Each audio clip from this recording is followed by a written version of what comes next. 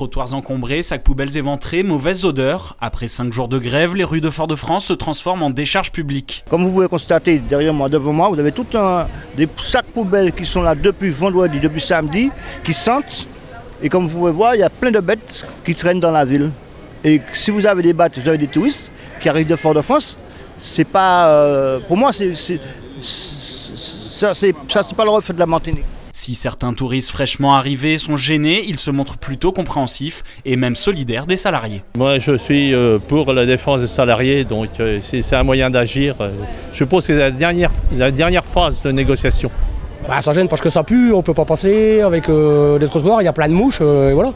Bah, ils ont peut-être pas tort aussi, hein. Je ne connais pas les salaires des ouvriers, donc ils ont peut-être pas tort, mais bon, je pense que la ville, elle devrait faire quelque chose.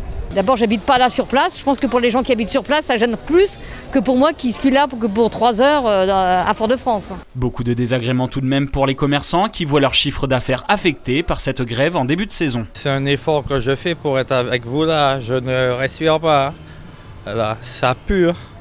Grave. Vous avez moins de clients à cause de ça? Ouais, c'est clair, hein, les gens ils courent quand ils passent par là. Ouais.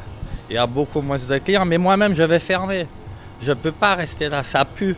Ça peut attirer aussi des bêtes, des rats, par exemple, que j'ai trouvé au magasin. Vous en avez trouvé dans le magasin? Jeudi, il y a eu un rat mort au magasin. Alors, je crois que c'est dû aux ordures ménagères.